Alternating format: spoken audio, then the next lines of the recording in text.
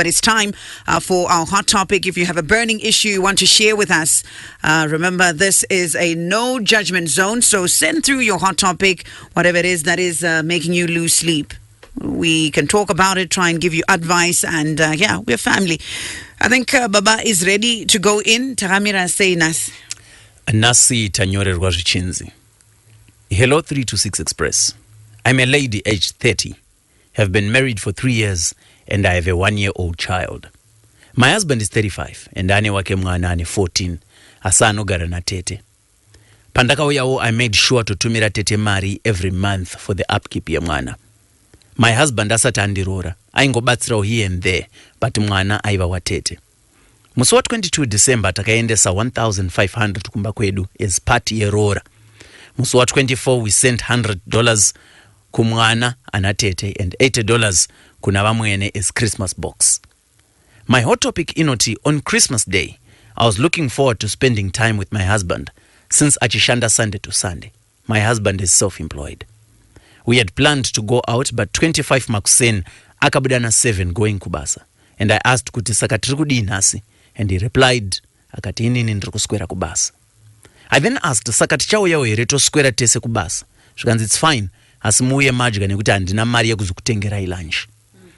I then decided not kutevera kubasa because I just felt kuti handisi kudiwako, but ndairwadziwa zvekutoshaya appetite. I didn't cook. Habi akazodzoka zvekuma 12 masikati asking for food. Ndikati handisati ndabika.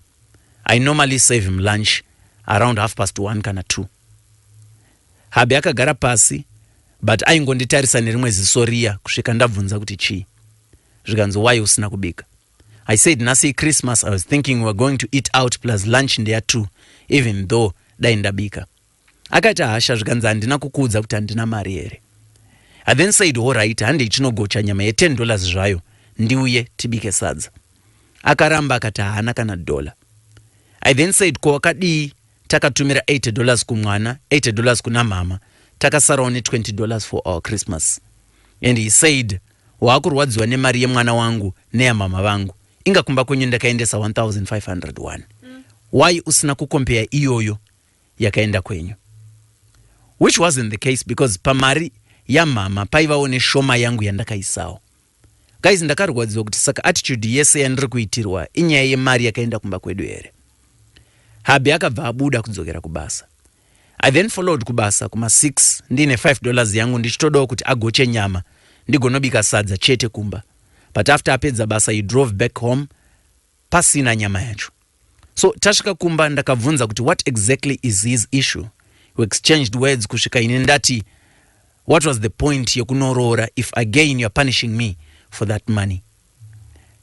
Hauna kumanikidzwa kunooroora. You did that willingly. Saka akabva atsamwa akatutira a few clothes mumota akati akuenda. That was kuma 8 p.m. usiku. I locked all doors ndikaviga makeys neemota. He broke the main door including the screen akabuda, but akazoshaya makey emota akagara panze till 12 midnight. Akazopinda kunorara muspare bedroom. Kuseni akamuka akati ndipe makey yangu ndikamupa and he drove out akaenda. I didn't call or talk to him, but inini I'm suffering inside. I know kuti achaita 1 week asinganditaudze. Every time tikanetsana anotsamwa 3 to 4 days. Even ari wrong. I've always been the one to break the ice because handifariri kugara mumba musina nyaya. Ndakatadzawo here kuda kuswera nemunhu wangu. Ko mari yeroora inotsamwirwa here. Honestly, ndazofizuka nebehavior yake. Ndodiyo naive dare. Please, not well. My bills epamba tinobatsirana because ndinoshandawo. Even achiunganidza 1.5 yacho, I would cover rent nemagetsi iyo cover chikafu.